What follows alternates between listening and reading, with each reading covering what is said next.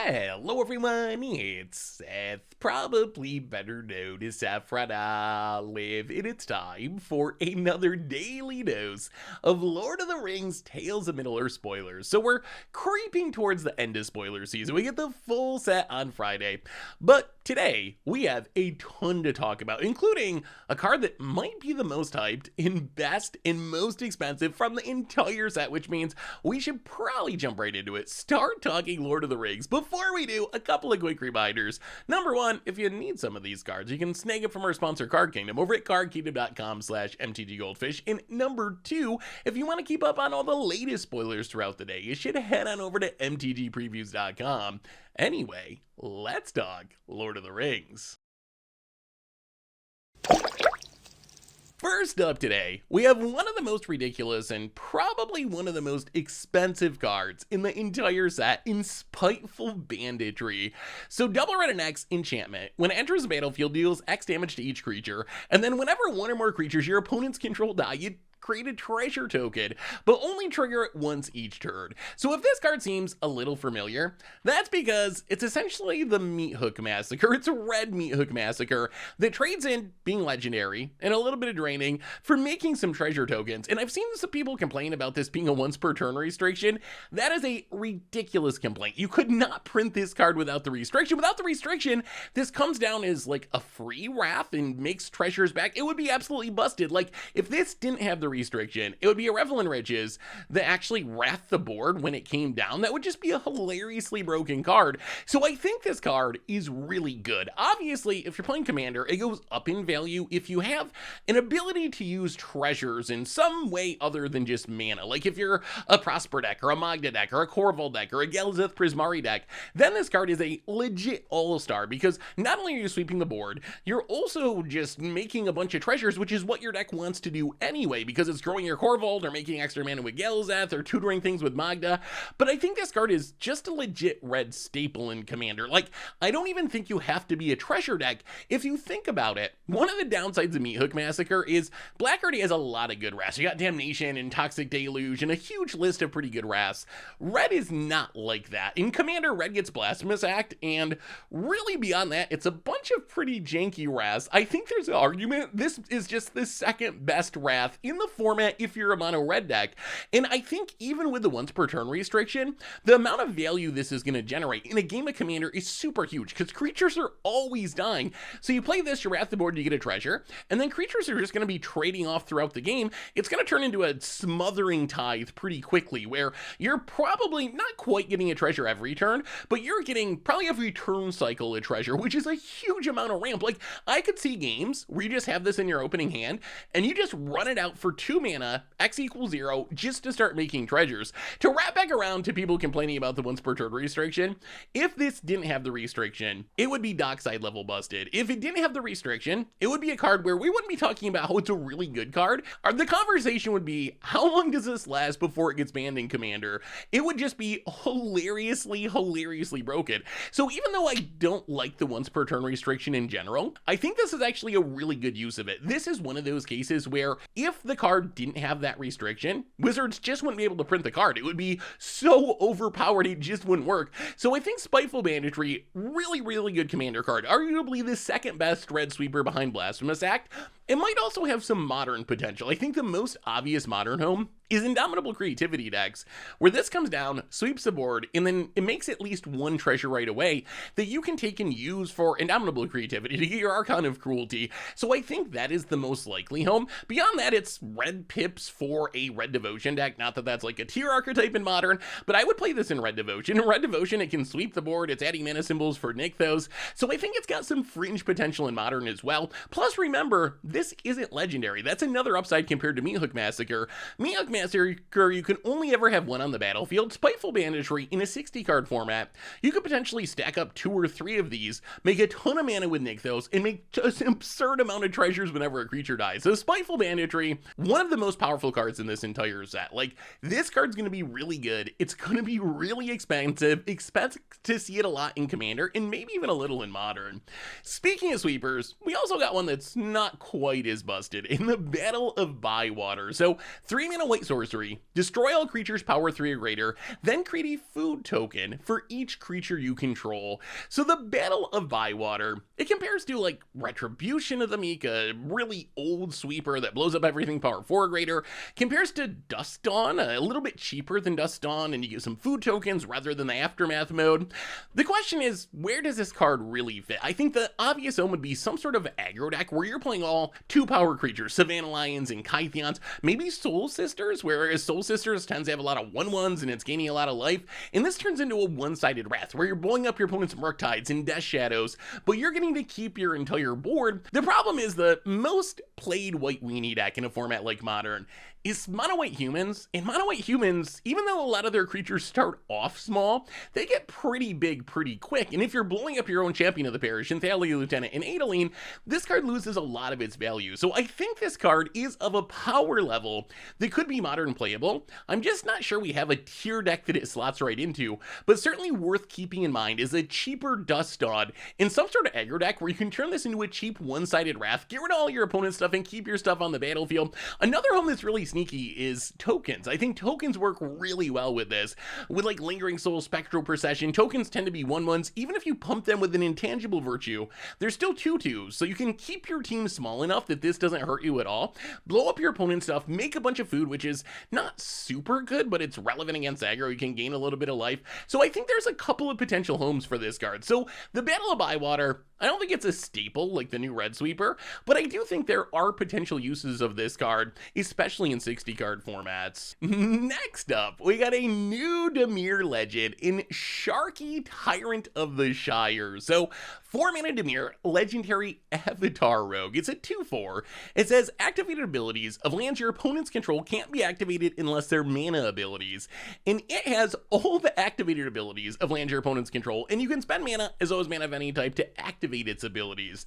So Sharkey is a very weird card. What does this actually hate on? And I think the number one answer is it shuts down your opponent's fetch lands. I guess it also turns into weird Dimir ramp. You could sack it as a fetch land if your opponents have a fetch land, but if you can get this down fast enough, it's gonna keep your opponent from cracking fetches. At 4 mana, that might be a little bit too much for Modern, but it hates on OG fetches, Evolving Wild fetches. It shuts down Wasteland style effects, Strip Mine. It shuts down Thespian Stage from copying something. It stops Urza's Saga from making constructs, which is pretty relevant. It also shuts down creature lands and can turn itself into a creature land. Like, if your opponent has a Lair of the Hydra, you can pay a bunch of mana to pump Sharkey into a really massive creature. So it'd be kind of interesting to see the applications of this card. It's really funny that if your opponent has Thespian Stage, you can turn Sharkey into a land with Thespian Stage's ability.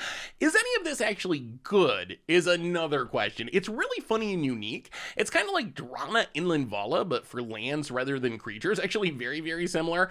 But I'm not sure there's a ton of uses for this. Like, if you're in a meta where your opponent's, I don't know, playing a lot of fetch lands, maybe this is good. Or if you're up against a Wasteland deck, there's matchups where this will be an all-star. But are those matchups prevalent enough? Is 4 mana hate on fetches even enough? Or is that just too slow? So we're gonna have to wait and see what ramifications this actually has.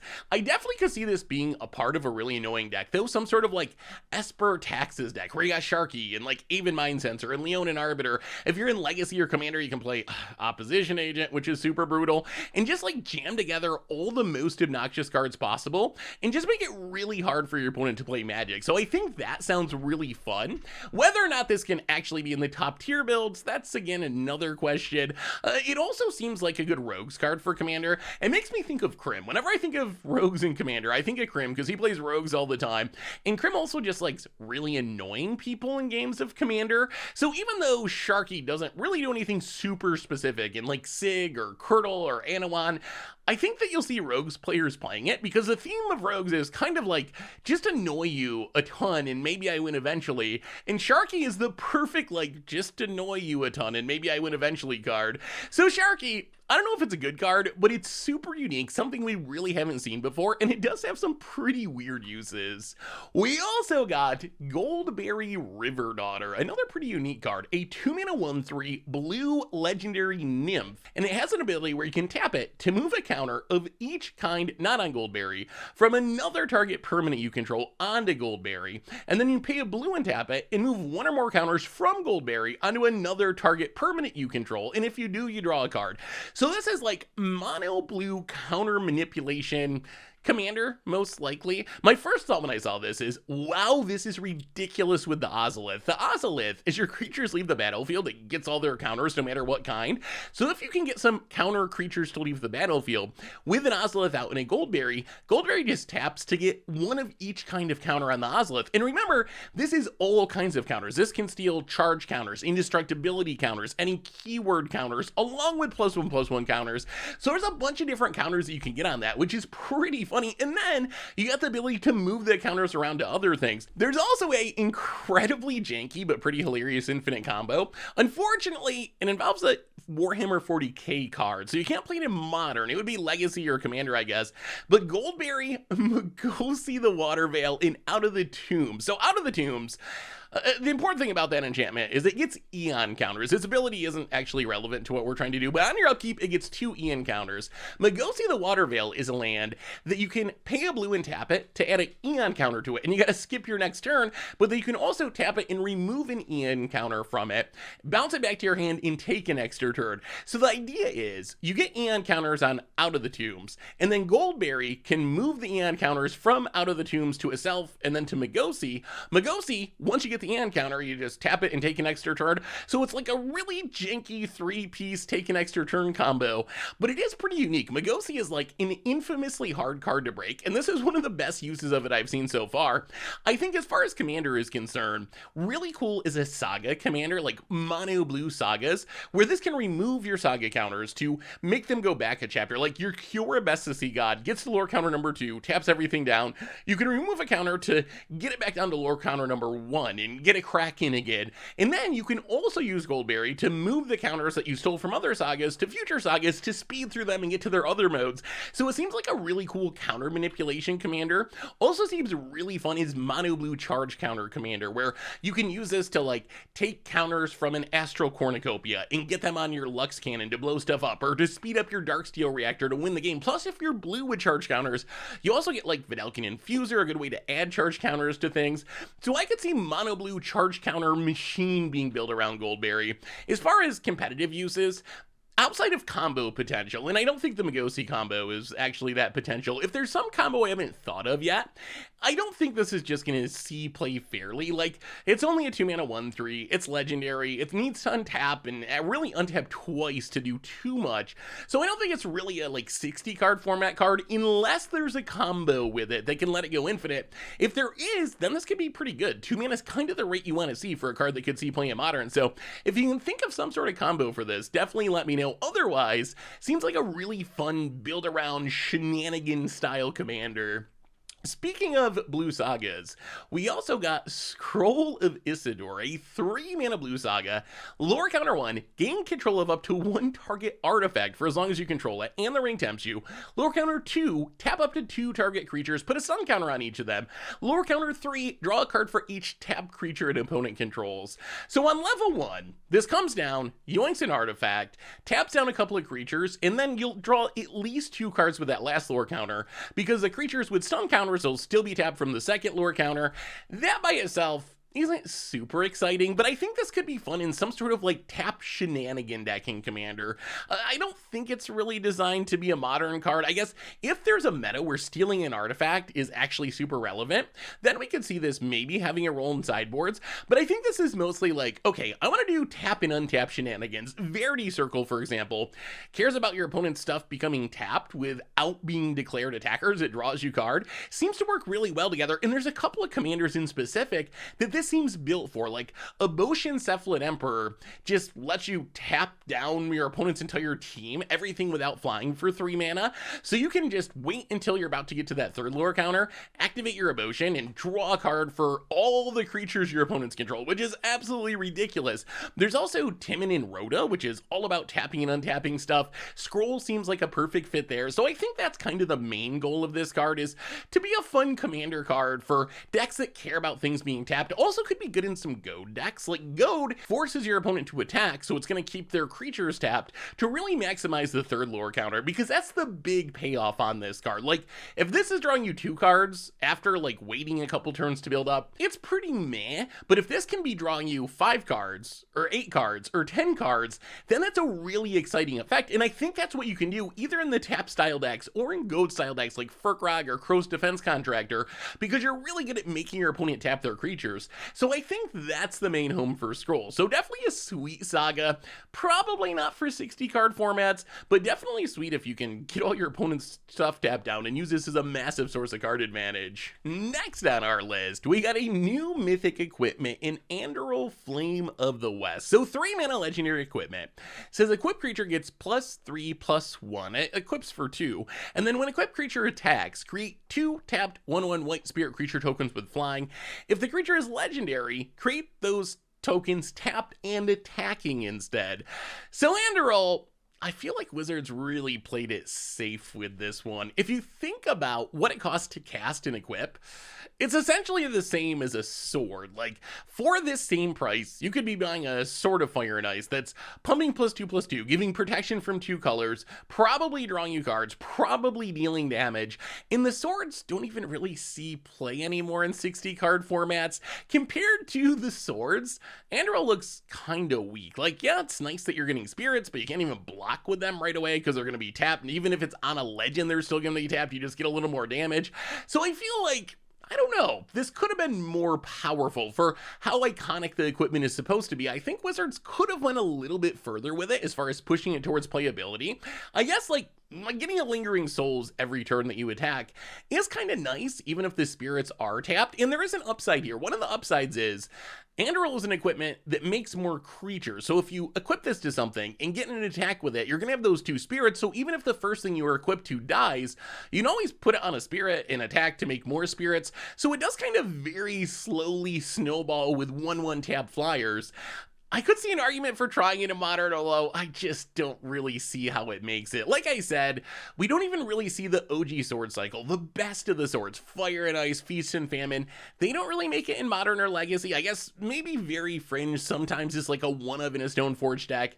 If those cards can't make it, it's hard for me to imagine people are going to make Anduril work over the swords, even if you can Stoneforge it out. On the other hand, it's pretty cute in 2 kind of commander decks. The first is not just equipment deck, but go wide equipment deck. There's certain equipment commanders like Akiri and Jorkadine. They care about the number of creatures you control. They want a lot of creatures and then get equipment on those creatures. It seems very good there because the spirits it makes are going to support that plan. That's more creatures to equip, more creatures to pump your Jorkadine. So I would definitely play it in a go wide equipment style deck. A little less appealing in a go tall equipment deck if your goal is to just load all your equipment on one big Voltron threat. Then this isn't as exciting. I guess the spirits are nice edict fodder to protect your Voltron threat, but otherwise I'm not sure it's really good enough. The other place I could see an argument for it is in some spirit decks, like Quintorius Loremaster just wants spirits on the battlefield so you can sacrifice them and cast the stuff it exiles from your graveyard. Catilda just wants as many spirits on the battlefield as possible. Geist of St. Draft, a spirit that actually makes stuff when it attacks, likes to be loaded up with equipment. So I think Anduril could be good there as well. So I think Anduril, probably not a 60 card format card, but in those specific commander decks, it could be pretty fun. We also got Horn of the Mark, a really powerful legendary artifact. So 2 mana. It says when 2 or more creatures you control attack a player, look at the top 5 cards of your library. You can reveal a creature card from among them, put it in your hand, the rest go on the bottom of your library in a random order. So this is a card that scales really well for Commander. If you read how this is worded, whenever 2 or more creatures you control attack a player, what this means is in a 1v1 game, you're only ever drawing 1 extra card a turn. Like if you attack your opponent with 2 creatures, you're gonna go through your top 5, hopefully snag a creature, you drew an extra card, you drew a creature from your top 5. In a game of Commander though, you have 3 opponents, so each turn cycle you can potentially be attacking 3 different players, which means you can be triggering this 3 times. When this is 2 mana, draw 3 creatures each turn, it is a ridiculous source of card advantage. That does require you having at least 6 creatures on the battlefield, but remember, this is providing creatures, so you get in your first attack and draw a creature and add that to the battlefield, and it kind of snowballs itself. You get more creatures, which means more card advantage, which means even more creatures, and eventually use that to put the game away, and all for just 2 mana. So if you're playing a go wide style deck, I think this card is actually incredibly powerful. Another place that it's really good in Commander, Ishin. Anytime you see something that triggers on attacking, the first thought is, oh, this is going to be good in Ishin. Ishin, the attacking Panharmonicon. With Ishin, all you need is one other creature and one player to attack, and you're going to double trigger your horn. If you get Ishin and 6 creatures on the battlefield and can do that trick with attacking everyone, a single attack can be drawing you 6 creatures. That is an absurd amount of value for just 2 mana. Also just seems good in like Jetmir. Jetmir wants to go wide and have a bunch of creatures. This is 2 mana, draw you some cards each turn. Shatterfang, Mondrak, any sort of go wide creature deck. Keep in mind though, if you do play this in a token deck like Mondrak, how you're creating your tokens is going to matter. If you're playing all spell-based token makers, it gets a little bit less exciting because remember, it only finds creatures in your top 5. So you're getting me a deck that has a lot of creatures in specific. You don't really want spells that make creatures because then you're more likely to whiff with your horn. But if you're playing a bunch of creatures that make additional creatures, then this is really good. Plus, I would just consider playing this in like any sort of aggro creature human deck. If you're playing Edgar, if you're playing a human tribal deck where you're just kind of like flooding the board with creatures and you got a bunch of creatures in your deck, this seems like an auto include just because it's such a cheap, consistent source of card advantage. As far as Modern is concerned, I don't know. I could see this being a sideboard card for aggro creature decks. Like, you play a 1-drop, the next turn, hopefully, you play another 1-drop or a 2-drop. Turn 3, you can play your horn, attack, draw a card, start churning through your deck. It seems like a good way for, like, a creature deck to fight through a control deck. So I think it's not completely insane to consider. It is legendary, so you're not going to stack up a bunch of them, which might mean you're only playing a copy or 2. But I've seen worse cards be used as, like, protection for your creature deck to fight through removal-heavy decks. Once you get this going, it can snowball pretty hard. So Horn of the Mark, I think this is one of the better commander cards from the set, and I think that it could have some modern implications as well.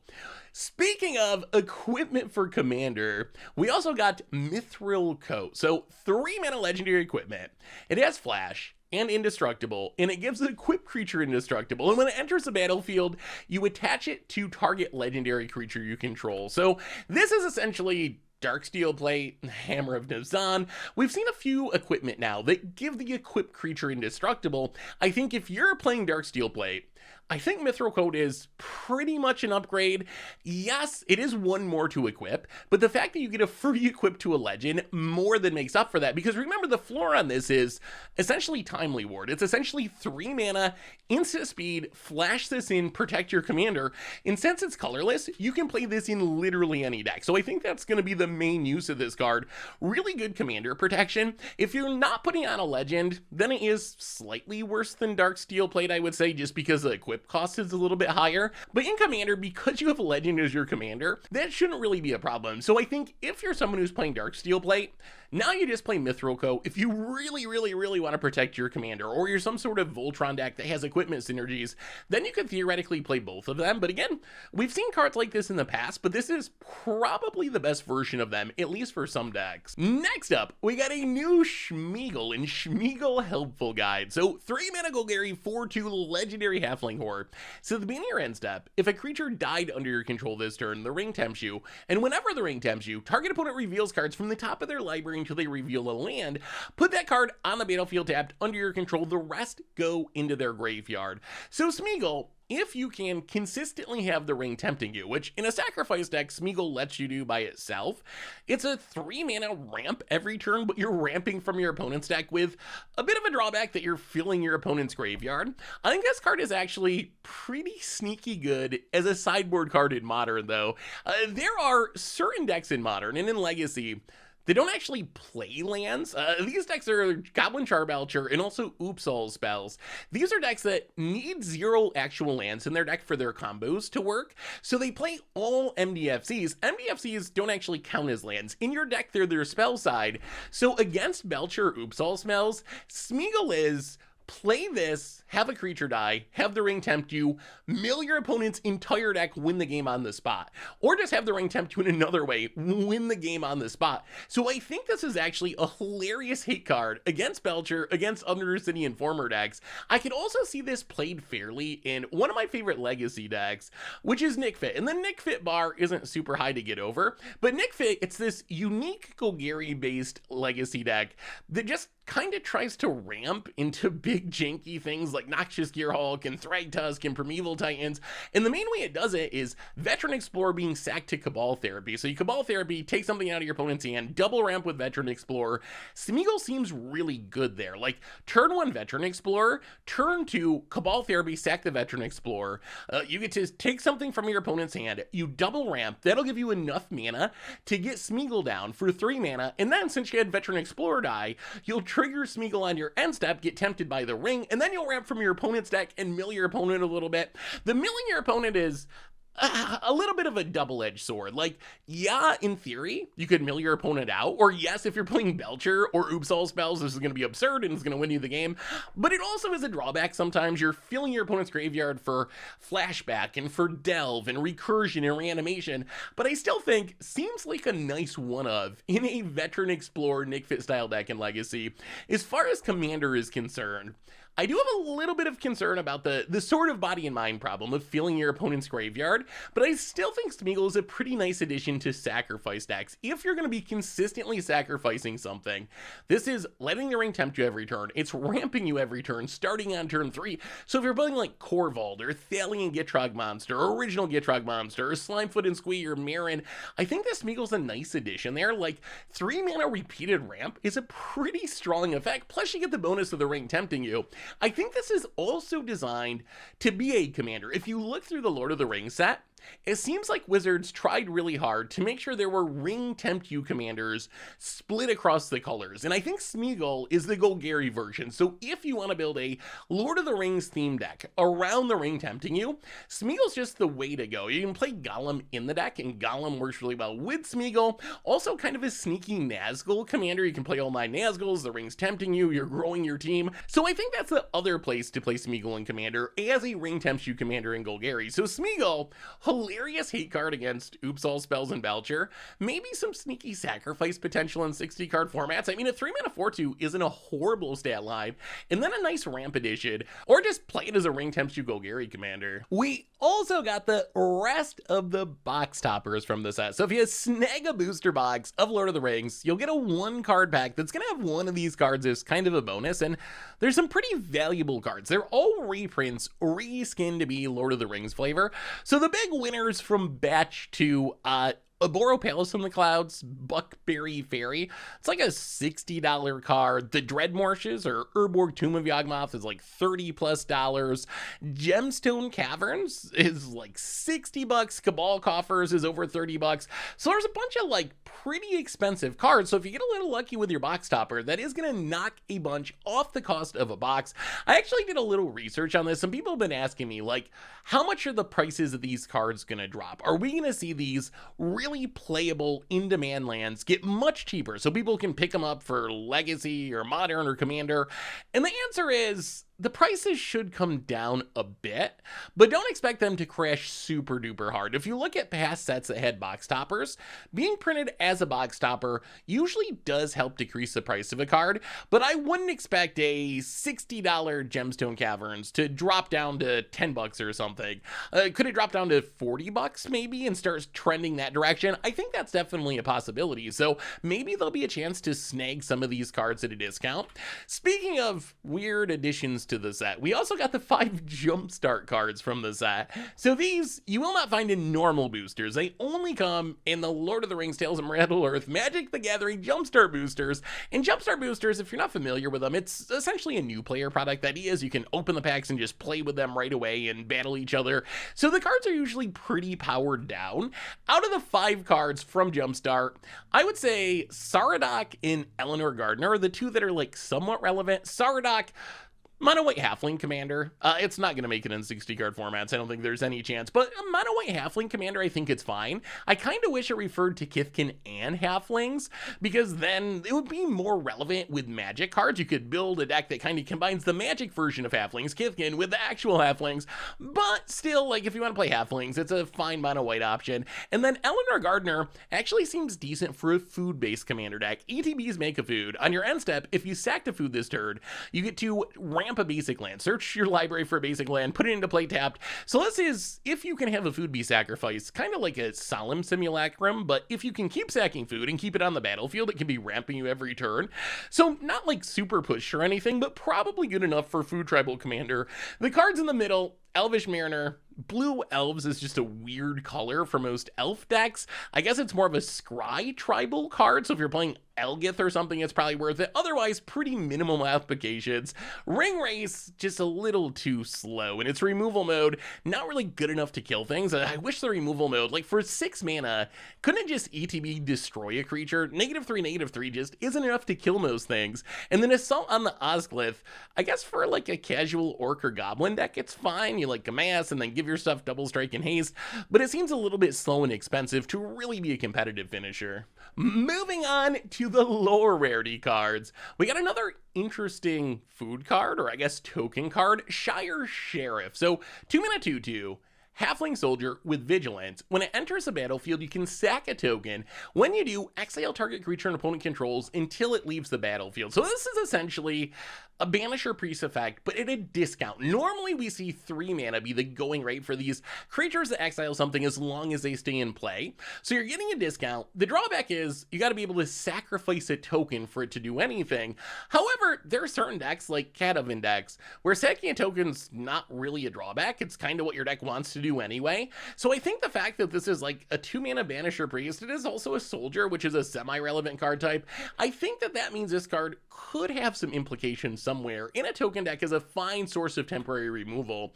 We also got Gorbag of Minas Morgul, a new 2 mana 2/2 legendary orc soldier. Says whenever a goblin or orc you control deals combat damage to a player, you may sack it. When you do, choose one, draw a card, or create a treasure token. This card, would be such a sweet goblin card if it was actually a goblin. Unfortunately, it's an orc. Goblins have this big sacrifice theme where, like, Runvelt Hordemaster wants your goblins to die. Shillik Mons want your goblins to die to deal damage. Goblin Sharpshooter wants things to die, so you can untap it and deal damage. It would work insanely well with Krinkle Mob Boss, which can make so many goblins that you just attack with them and draw a ton of cards or make a ton of treasures. The problem is, Gorbag itself isn't a goblin, and that really minimizes a lot of its potential, because goblins is very tutor based. You got like Goblin Matron, you got Bogart Harbinger, these creature tutors that only find goblins. If this was a goblin, I think I would be more hyped for this than Moria Marauder in my modern goblin deck. It just seems like such a really sweet source of card advantage and making treasures. It works well with the theme of the deck, but as an orc, you can't really play it as a one-of and tutor it up, so I think that really keeps its power in check. So if you're playing like a Rakdos Goblin Commander deck, I would probably throw this in. I actually think this is a really, really powerful card, but the fact that you can't find it with the Goblin Tutors really kills its potential for Modern or Legacy. We also got Gandalf's Verdict, a new 3 mana Izzet sorcery. It says it deals X damage to target creature, where X is the number of instants or sorcery cards in your graveyard. Excess damage is dealt to that creature's controller instead. So we've seen many similar cards in the past, like Beacon Bolt, kind of does the same exact thing. The upside of Gandalf's Verdict is that excess damage mode, and that's what makes this card legit scary. It's pretty easy to fill your graveyard, either with self-mill or just in a spell slinger deck where you're casting a bunch of cheap cantrips, and the ability to like throw Gandalf's Verdict at a small creature your opponent has, kill that creature, and then throw 10 damage or 15 damage or 20 damage at your opponent's face is legitimately frightening. I think this could actually be a pretty solid finisher, just because we've never seen a cheap spell like this that throws the damage based on the number of instants or sorceries in your graveyard at your opponent's face, and that is essentially what this does. Like, yeah, you gotta do it in a roundabout way, you gotta hit the creature first, but in the end, this is a way you can throw a huge chunk of damage at your opponent's face. So I'm actually kind of curious to see if this this card could have a role in a format like Modern or in Legacy. Worst case, I think this is going to be a very popular Spellslinger card in Commander, where you can snipe down a creature and maybe take an opponent out of the game. Anyway, that brings us to the end of our daily Lord of the Rings Tales from Middle-earth spoilers for today. So what do you think? We're almost at the end of spoiler season. Tomorrow, I believe, is Commander Precon Day, and then we get the full set on Friday. So we're almost at the end. Now that we got a pretty full picture of this set, what do you think? Are you getting a box? Are you chasing the One Ring? Are you picking up singles? Are you ignoring it altogether? What are you most hyped for? What's going to show up in Modern, in Legacy, in Commander? Let me know what you think in the comments. Thanks for watching, everyone. I hope you enjoyed it, and I might be back tomorrow with more daily Lord of the Rings spoilers. I think tomorrow, Tomer's definitely going to cover the Commander precons on the MTG Goldfish Commander channel. If there's non-Commander precon cards, I'll do a video about them as well. Worst case, I'll be back Friday to wrap up this when we get the rest of the spoilers. So until then, everyone, thanks for watching. Have an amazing day, and I will talk to you soon.